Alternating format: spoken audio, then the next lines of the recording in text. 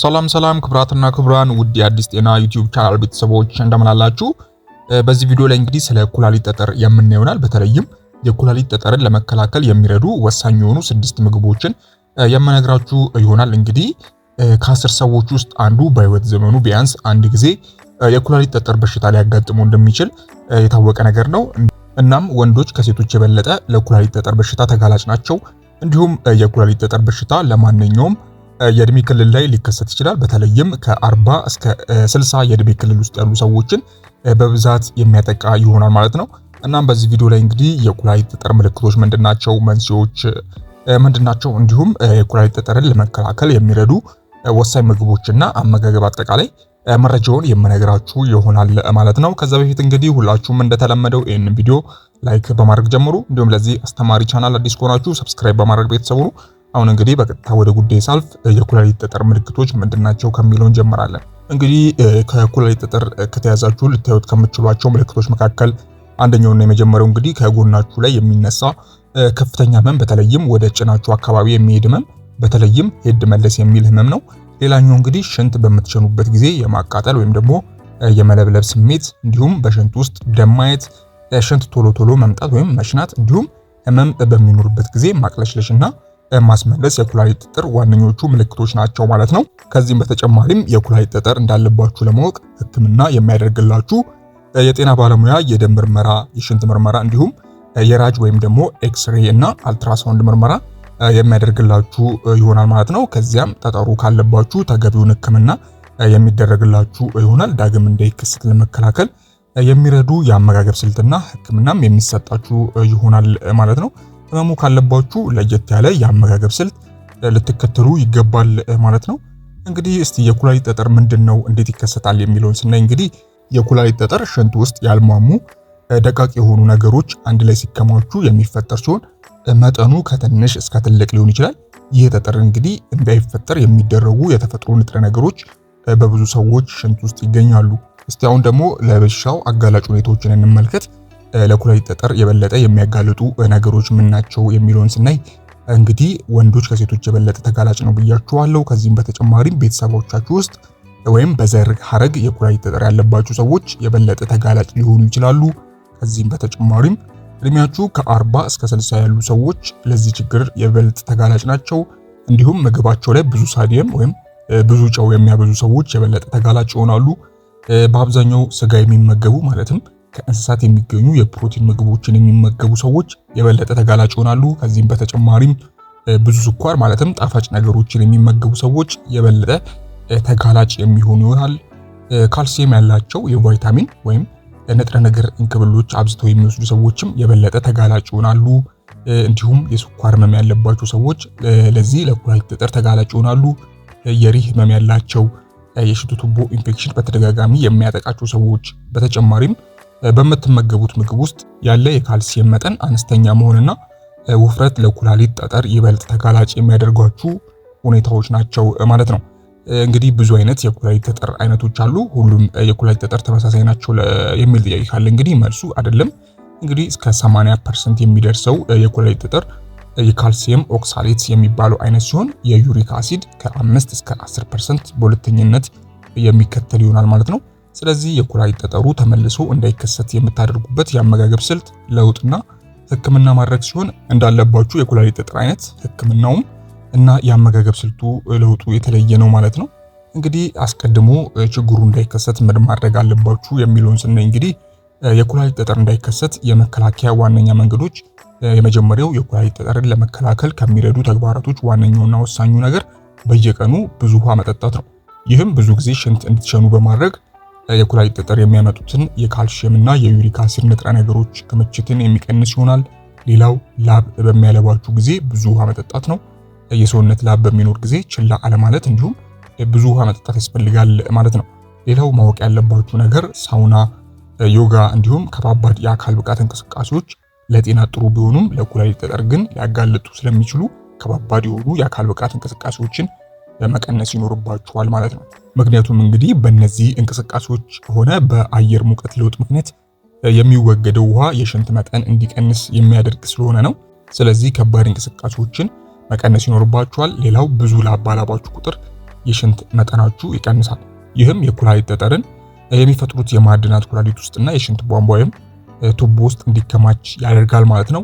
ሌላው በቂ ውሃ መጠጣት ነው። በቂ ውሃ እንደጠጣችሁ እርግጠኛ መሆን አለባችሁ። በተለይም ሰውነት እንዲያለብ የሚያደርጉ እንቅስቃሴዎች ወይም ተግባራቶችን ስታደርጉ ውሃ መጠጣት አስፈላጊ ነው። ጥሩ ወይም በቂ ሽንት መጠን እንዲኖር ቢያንስ በቀን ከ2 እስከ 3 ሊትር ወይም ከ8 እስከ 12 ኩባያ ውሃ መጠጣት አስፈላጊ ነው ማለት ነው። እንግዲህ በተቻለ አቅም የለስላሳ መጠጦች ማለትም በውስጣቸው ብዙ ፍሩክቶስ ወይም ደግሞ ጣፋጭነት ያላቸው የጣፈጠ ሻይና የወይን ጭማቂ ለመቀነስ መሞከር አለባችሁ ማለት ነው።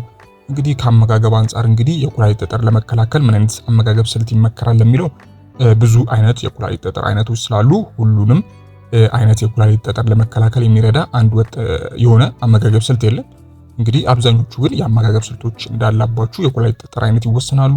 አንደኛው እንግዲህ የካልሲየም ኦክስሌት ጠጠር ነው። እንግዲህ ይሄ በብዛት የሚገኘው የኩላሊት ጠጠር አይነት ነው። እስከ 80% የሚደርሰው የኩላሊት ጠጠር የካልሲየም ኦክስሌት የሚባለው አይነት ነው። እንግዲህ ኦክስሌት የኩላሊት ጠጠር እንዲከሰት ከሚያደርጉ በምግብ ውስጥ እና በሰውነታችሁ ውስጥ የሚገኙ ንጥረ ነገሮች አንዱ ነው። እንግዲህ ኦክስሌት በተፈጥሮ ብዙ ምግቦች ውስጥ ይገኛል። እንዲሁም እንደ ኦቾሎኒ ማለትም ለውዝ፣ ባቄላ፣ ቸኮሌት፣ ስፒናች፣ ስኳር ድንችና ቡና እንዲሁም ሻይ የመሳሰሉት ላይ ናቸው። ለኩላሊት ጠጠር ተጋላጭ የሆኑ ሰዎች እነዚህ ምግቦች እንዲቀንሱ ይመከራል። በሌላው መልኩ ደግሞ በምግብ ውስጥ የሚገኘው ካልሲየም ለምሳሌ እንደ ወተት፣ እርጎ፣ አይስክሬም እና አይብ የመሳሰሉ ምግቦች ኦክስሌት የተባለው ንጥረ ነገር ሰውነታችን ውስጥ ከመግባቱ በፊት ጨጓራና አንጀት ውስጥ እንዲቀር በማድረግ የኩላሊት ጠጠር የመፈጠር እድልን የሚቀንሱ ይሆናል። እንግዲህ የኩላሊት ጠጠርን ለመከላከል እንድታገኙት የሚመከረው የካልሲየም መጠን በቀን ከ100 እስከ 1200 ሚሊግራም ነው። ይህም እንግዲህ በቀን 3 ጊዜ የወተት ተዋጽኦችን ከምግባችን ጋር በመጠቀም ልታገኙት ትችላላችሁ ማለት ነው። በተቃራኒው ግን በእንክብል መልክ የሚቀርቡ የካልሲየም እንክብሎች ከሐኪም ትዕዛዝ ውጭ ከተወሰዱ ለኩላሊት ጠጠር ሊያጋልጡ ስለሚችሉ ጥንቃቄ ማድረግ ይኖርባችኋል። ሌላው ጨው በምግባችሁ ውስጥ ማብዛት ለኩላሊት ጠጠር መከሰት ሌላኛው ዋነኛ ምክንያት ነው። ስለዚህ በምግብ ውስጥ ጨው ማብዛት ብዙ የካልሲየም መጠን በሽንት ውስጥ እንዲኖር ስለሚያደርግ መጠንቀቅ ይኖርባችኋል። በመጠኑ ሊሆን ይገባል ማለት ነው። ብዙ ሶዲየም ወይም ብዙ ጨው በተጠቀማችሁ ቁጥር ሽንት ውስጥ ያለው ካልሲየም ይጨምራል። ስለዚህም ከፍተኛ ሶዲየም ወይም ጨው መጠን ያለው ምግብ መመገብ ለተጨማሪ የኩላሊት ጠጠር የሚዳርግ ይሆናል ማለት ነው። እንግዲህ እናንተም ራሳችሁ ከምትጨምሩት ጨው በተጨማሪ በየዕለቱ በጣም ብዙ ድብቅ የሶዲየም ምንጮች ይገኛሉ። ለምሳሌ ያህል የታሸጉ ወይም በፋብሪካ የተቀነባበሩ ምግቦች እንዲሁም በሬስቶራንቶች ውስጥ የሚዘጋጁና ፈጣን ምግቦች ከፍተኛ ጨው ስላላቸው እንደዚህ አይነት ምግቦች መመገብ በጣም መቀነስ ይኖርባችኋል። ሌላው በምግባችሁ ውስጥ ያለውን የጨው መጠን መቀነስ የኩላሊት ጠጠር ብቻ ሳይሆን የደም ግፊትን ለመከላከል ይረዳል ማለት ነው። ሌላኛው እንግዲህ ሁለተኛው የኩላሊት ጠጠር አይነቱ የዩሪክ አሲድ ጠጠር ነው። ሌላኛው አይነት የኩላሊት ጠጠር እንግዲህ ያው የዩሪክ አሲድ ጠጠር ነው።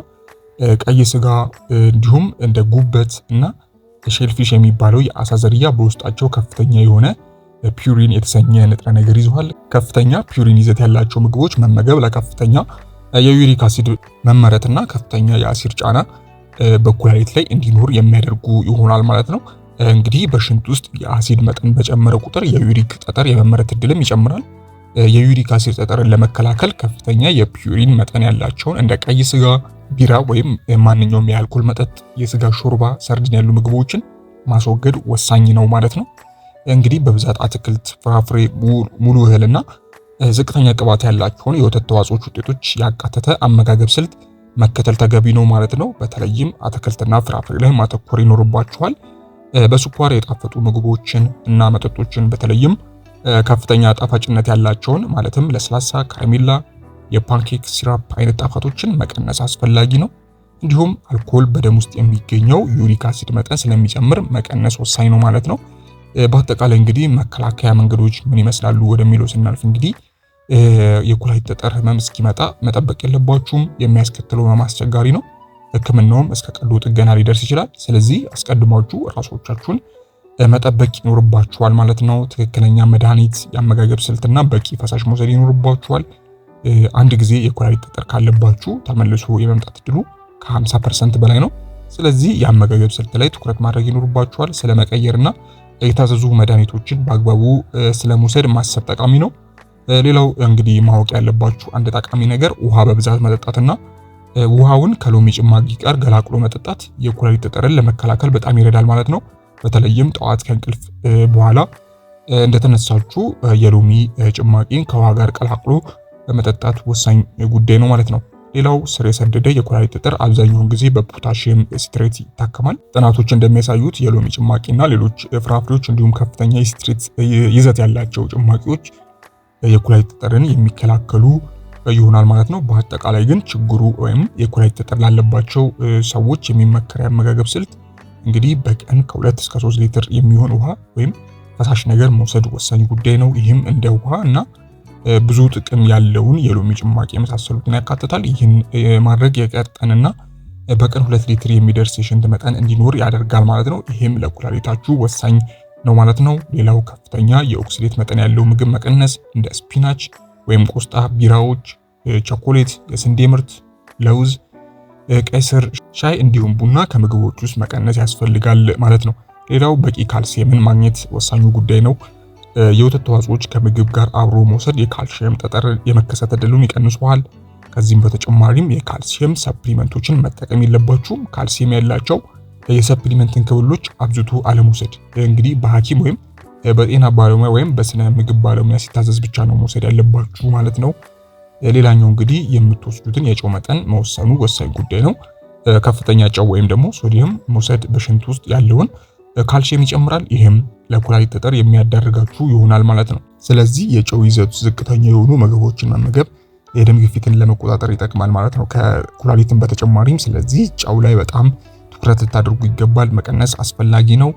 የመጨረሻውና ስድስተኛው እንግዲህ የቫይታሚን ሲ ሰፕሊመንት በብዛት አለመጠቀም ወሳኝ ጉዳይ ነው። ሰፕሊመንት እንግዲህ የሐኪም ትዕዛዝ ካልሆነ በስተቀር ጥንቃቄ ማድረግ ይኖርባችኋል። ከሚፈለገው በላይ ወይም ከፍተኛ ቫይታሚን ሲ መውሰድ በሰውነታችሁ ውስጥ የኦክሳሌት መጠን በመጨመር ለኩላሊት ጠጠር በሽታ ሊዳርጋችሁ ይችላል ማለት ነው። እንግዲህ በአጠቃላይ አመጋገብ ላይ ትኩረት ልታደርጉ ይገባል ማለት ነው። እነዚህን የመሳሰሉ አመጋገቦችን መከተል ያስፈልጋል። እንደ አጠቃላይ ግን ምርመራ አድርጋችሁ እንደ ኩላሊት ጠጠር አይነታችሁ ሐኪም ማማከር አስፈላጊ ነው ማለት ነው። እንግዲህ ውድ ቤተሰቦች በአጭሩ የነበረኝ መረጃ ይህንን ይመስላል። ከዚህ ጋር ተያይዞ እንግዲህ ሰፋ አድርጌ የምመለስ ይሆናል። አንድ በአንድ ዲቴል እገባለሁ። እንግዲህ ከዚህ ጋር ተያይዞ ማንኛውም ሐሳብ፣ አስተያየት፣ ጥያቄ ካላችሁ በታች በኮሜንት ማስፈሪያው ላይ ማስቀመጥ የምትችሉ ይሆናል። እስከ ቪዲዮ ፍጻሜ አብራችሁኝ ስለነበራችሁ እጅግ በጣም አመሰግናለሁ። ፈጣሪ አክብርልኝ። በቀጣይ እንግዲህ በሌሎች ቪዲዮዎች የምንገናኝ ይሆናል። እስከዛው በያላችሁበት ፈጣሪ ሰላሙን ያብዛላችሁ። ደህና ሁኑ። ቻው